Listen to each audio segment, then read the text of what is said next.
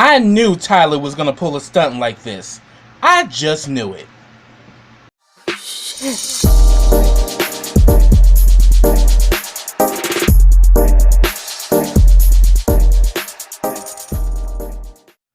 Hey, what's up, everybody? Welcome back to KRS TV. This is your boy Kenny, and this is the Haves and the Have-Nots, Season 7, Episode 19.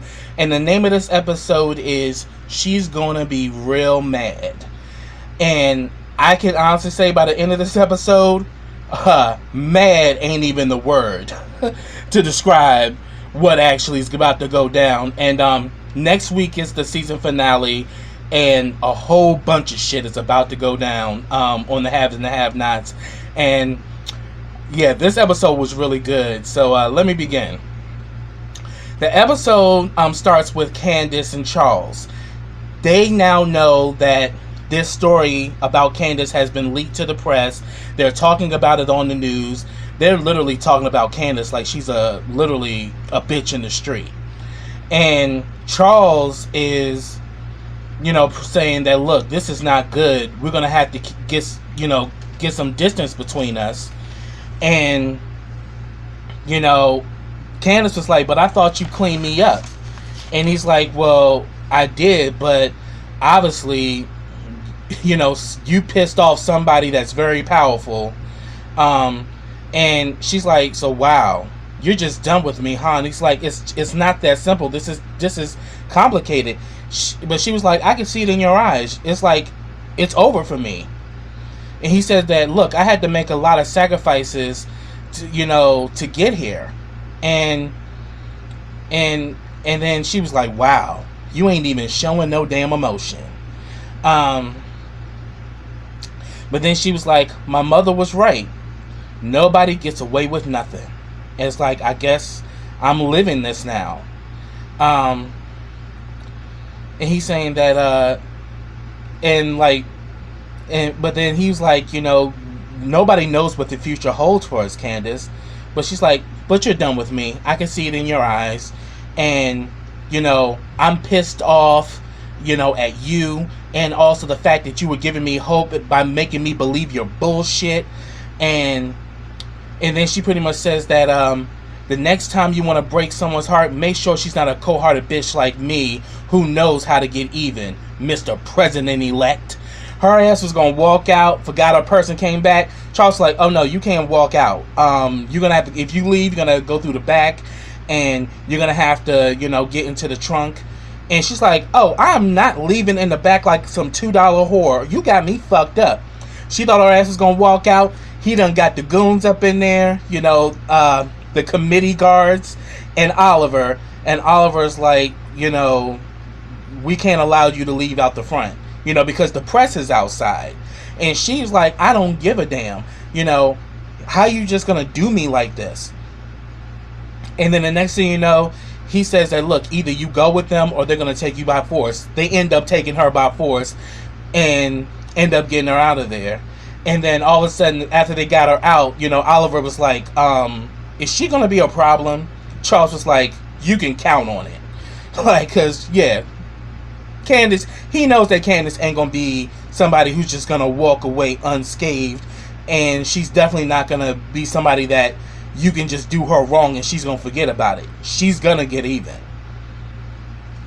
But you can definitely tell Charles is sad, and it goes to show he really is in love with Candace. But here it is, he had a choice between choosing his destiny or love, and he was forced to choose his destiny. But we're gonna see how this gonna play out. Next, we go back to Veronica's house. Remember on the last episode, David and Veronica got into like a tug of war in the pool, which he drowned Veronica, and Veronica is still floating like a dead fish, looks apparently dead. He called, pretty much what ends up happening is that David calls Jim and lets him know, I did it, she's dead, I did it at her house. And Jim was like, but the FBI is looking at her house, and he's like, why did you do this? He says, I'm sorry, I just lost control. And he pretty much tells David to get the hell out of there.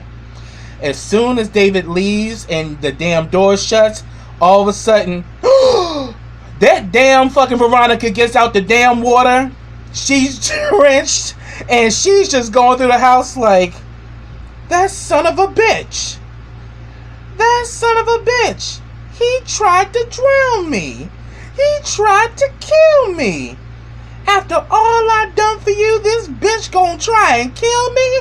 What the hell? I was rolling up in this. I was rolling in this bitch. I was like, damn. She really is gonna be an evil bitch now. We're gonna see an evil from Veronica like we have never seen before.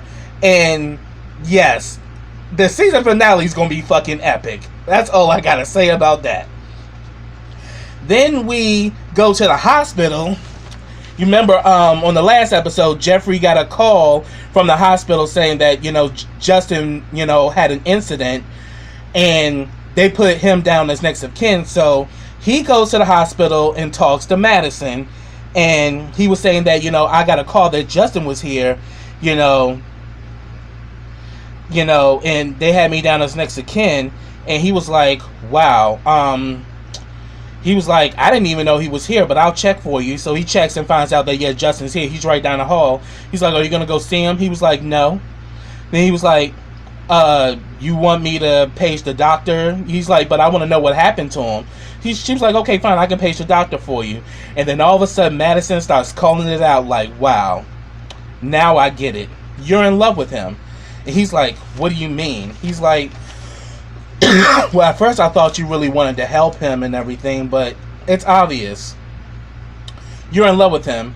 And he's like, so what if I am? Madison was like, well, that just goes to question, where does it come from? And then all of a sudden Jeffrey starts getting all defensive, like, just because I'm not into you doesn't mean, it doesn't mean that it's like that. And he was like, bruh, you're into me. He's like, oh, no, I'm not. I'm like, yes, you are, bitch. Because we saw on the last episode, too, when David wanted you to change his bandages, you suggested for him to hire Madison back because Madison means well. So you do have a thing for Madison, but you're in love with Justin. Bitch, you ain't fooling nobody. Like, Jeffrey's ass can go because Jeffrey's getting on my fucking nerves. So finally, the doctor comes and the doctor lets him know that, well, Justin has he has broken bones, he had his jaw broken, and he was violently raped. And she asks, do you want to go see him? She says no, but she's like, I'm sorry about your friend. So then all of a sudden he looks at Madison was like, so do you think it's okay what they did to him? Do you think it's okay? And he was like, no, I don't think it's okay at all. He's like, look, I know my parents. I'm the only one with a heart.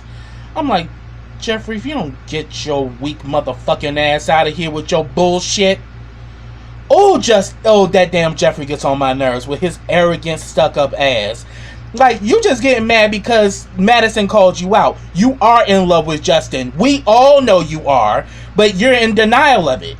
You want to say, oh, well, it's because I care and because I know how my parents are and all of this shit. I'm like, yeah, and Justin is just as crazy and just as neurotic as your damn mother.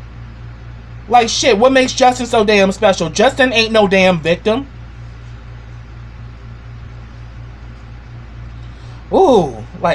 Jeffrey just gets on my nerves. I'm like, Like, when we was like, we actually have a group on Facebook where we be talking about the show. I pretty much put it out there. Jeffrey's ass can go, as far as I'm concerned. I'm through with Jeffrey at this point.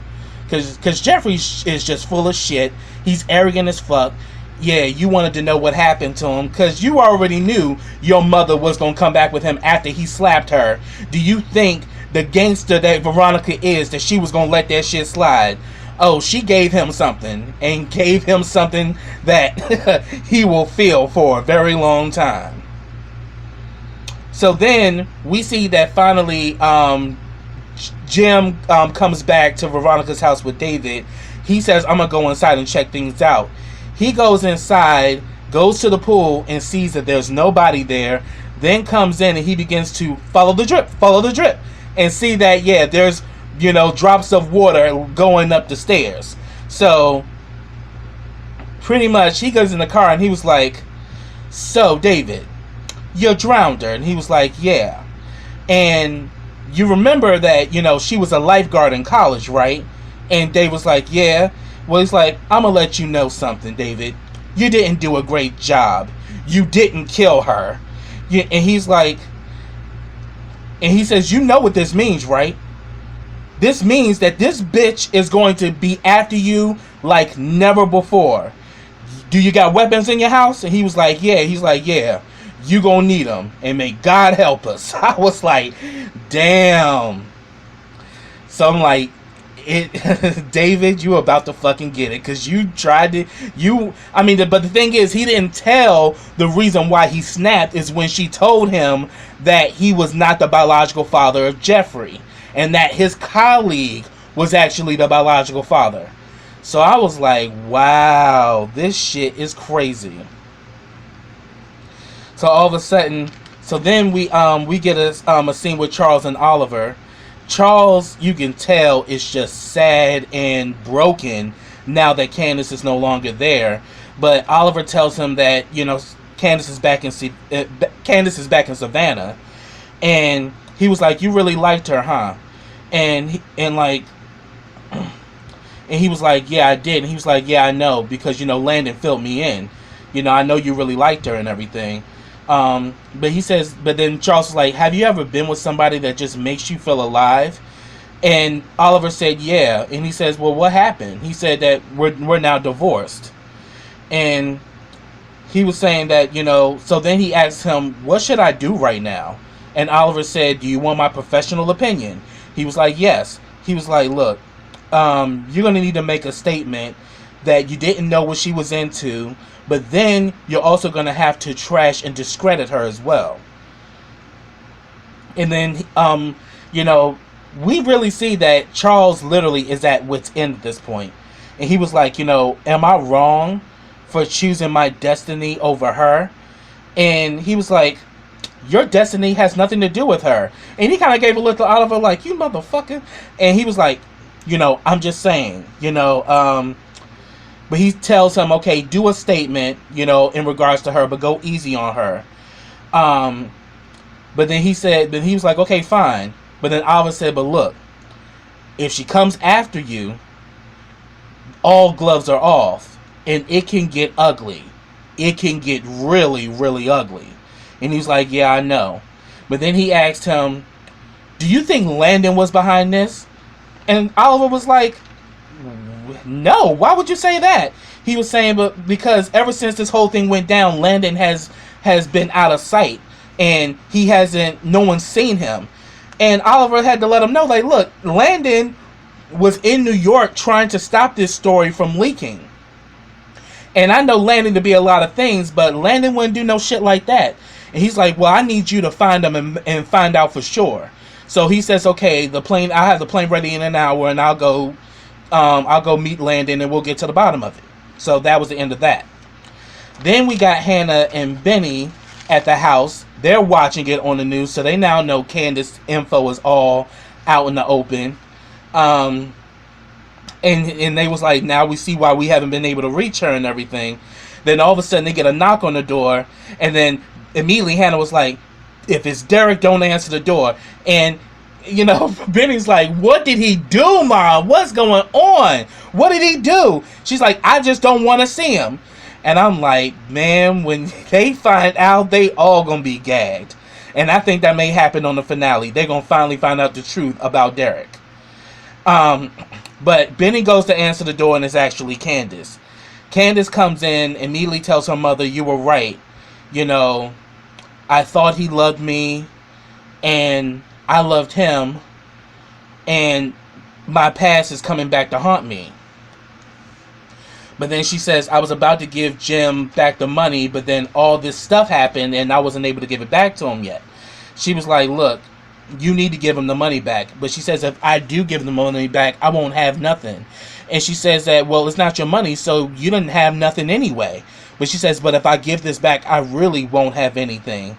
And she tells her, like, look, you need to give Jim back that money. It's ill-gotten, and it will only add more to your heartache. You know, And she's like, I really thought he cared about me. And she says that, look, sometimes you really don't know a man, baby. As much as you think you know, you really don't. And I'm like, well, ain't that truth? Ain't that speaking the truth? Because the man that you was dating, you ain't realize not only was he the guy that raped you, but he's also the father of the daughter that you're talking to. So when that gets out, that's gonna be some shit. So, so pretty much, Candace decides to give the money back, and then we see Benny all getting mad and shit. I'm like, Benny, you just ain't have enough, had you? With your dumb ass. You just haven't had enough. All this damn shit that done falling apart, him constantly harassing you, him sending somebody to stab you up. Like, keep on playing with fire, Benny. That's $8 million. You think that fool just gonna let you keep his money and shit? Like, Benny, and then Benny's all mad and shit because he was saying that, look, can I stay here tonight? And I'm probably gonna need a place to stay after I give back this money. And Hannah says, like, look, as long as you do the right thing, you will always have a place with me. So it's great to see that Hannah and Candace are in this good place. But now we see that Benny's going to be the one with the bullshit. Because the one thing that Hannah needs to understand, you ain't got one problem child, you had two. Because Benny is just as fucked up and treacherous and sneaky as Candace. Candace is trying to turn over this new leaf, and you got Benny in the back just all sucking his teeth and getting all mad because she's telling her to give back the $8 million. I'm like, bruh, you in enough trouble as it is. You don't need no more fucking money, Benny. You're dumb. Ooh, I just kind of lost for words with Benny with his dumb ass. So that went down. So then we see Veronica is decked in all black, got a new wig, feeling good from her head to her shoes because she got a new attitude. She's out for blood. She actually bails out the guys that beat and raped Justin. She's bailing them out of jail, comes in there with the paperwork and everything, and the guy tells her, like, well, this is a process. She says, I don't care. They have already been, their bail has already been approved by a judge. Get them out of jail right now. Then we see that Wyatt's junkie ass, is so itching for some more drugs. He calls the Artesian looking for RK. They tell him that his ass don't work there no more, which I ain't surprised because his ass bailed. And they say that he ain't there or whatever, so they give him his cell phone number. He calls him. RK's old simple ass is walking because David put his ass out and he ain't got no car. So his ass walking all in his feelings. He's like, yo, who the hell is this? And Wyatt's like, look, I need some more stuff. I got 10, I have, some 10-carat earrings, they're studs and everything. And he was like, damn, you need more already? I'm like that's a junkie for your ass. He just gave you a delivery and he just did everything right then and there. And he pretty much told him, like, bro, you need rehab. He was like, well, yeah, my dad's gonna send me someone upstate, but I'm not going in there unless I get high. I won't be able to do this shit. And he was saying that, look, I'll call my boy and see what I can do. So he gets off the phone with him, and then he calls Candace. So Candace and RK on the phone, and he's saying that, look, people are after you. There's this dude from the White House. He's coming in there and trying to get all of us to roll on you. Me, Broderick, and Rocky. They try to get us to roll, but I didn't. I ran, because I didn't roll on you. And she's like, how do I know I can trust you? He's saying that, look, I wouldn't do you like that, Candace, and I'm sorry that you're going through all this shit, but let you know that I got you. Anything you need, I got your back. Because RK likes Candace because RK is like a younger version of her. He's treacherous and everything. The problem with RK is that RK is too cocky for his own good, and it's his cockiness that fucks him up. Kind of the same thing with Candace. So we see that that they finally touch base because he'd been telling her he'd been trying to call her, but it's been going straight to voicemail. So then, Jim finally gets home and runs in with Kyle, the Attorney General. And Kyle is just letting it know that he knows everything about Jim and the whole Cryer family. And he was like, so it's like, so they mention, oh yeah, my wife must be out right now, so I think we can talk. He's like, oh yeah, Katherine, is she well? So he knows about Katherine having cancer. And I'm like, wow. So they sit down, he gets him some drinks and shit, and he shows him a picture of Candace, and he was like, so tell me, what do you know about her? He's like, okay, I'll let you know. The bitch kidnapped me, she blackmailed me, and she's got $8 million of my money. Actually, it's Wyatt's money, but okay. And then all of a sudden, Kyle was like, well, do you know that she was with the president-elect? He was like, well, I've heard rumors, but, I didn't really know too much about that. So he's saying, so why are you here? And then all of a sudden, Kyle was like, revenge. She robbed me of $1,800. So he's like, so you want to do all this shit for just a measly $1,800? He's like, no, it's the principle. He says that, will you give me information that I can use to help take her down? He was like, well, I'm having a difficulty with that because I'm having some issues in my life. He says that, yeah, my son. And he's like, Wyatt? He's like, yeah, you know him? He's like, we know all about you, Jim. And he's like, yeah, he was in a hit and run accident involving Lizzie Castile. Like, he was just on it. Like, he knows all the shit. So he's like, he said that the thing is, we had actually covered that case, but then now the DA is digging and they want more information, and I need that case thrown out. And he was like, I can't do that. He says, of course you can. You're the damn attorney general. You can make this happen. He was like, but why would we get involved with a case involving a local DA? And he says, well, first of all, the damn DA ain't got no damn evidence. And you can make it, you can turn this around and make it a civil case. Say it's a matter of, because also he had mentioned, yeah, but it's been presented before the grand jury. And he says that, yeah, but you can take it over and say that it's a matter of national security. And he's like, wow, you're a smart one. He says, I'm a judge. And that damn DA is an idiot because he has no evidence. So pretty much, so he's like, wow, you really thought this through. He's like, I'm a judge. And he was like, but I just want to know, how did a 2-bit hooker put you in this situation? And Jim reversed it. How did a 2-bit hooker put you in this situation? He's touche. Like, motherfucker, don't be trying to throw your arrogance on me, bitch. She screwed you too. And you doing all this shit because of your ego. Because that's really what it is. That's the reason why he wants to go after Candace. It's his ego. She bruised his ego, and his white man ego can't take it. So pretty much, he was saying that, but can I be real with you, Jim? This bourbon sucks. Don't, he's like, okay, let me bring out the good stuff. He's like, yeah, say the cheap shit for the rest of the other people that come up in here. I was like, the two of them are a fucking mess. It's like Jim kind of met like his match with Kyle, because Jim and Kyle are very treacherous and very self-absorbed men. So the two of them were kind of kicking it back like buddies. So then we see that Veronica and the guy that raped Justin, he gets in her car and he's saying that, yo, we beat his ass really bad. And she was like, okay, yeah, but I need you to meet me at this address.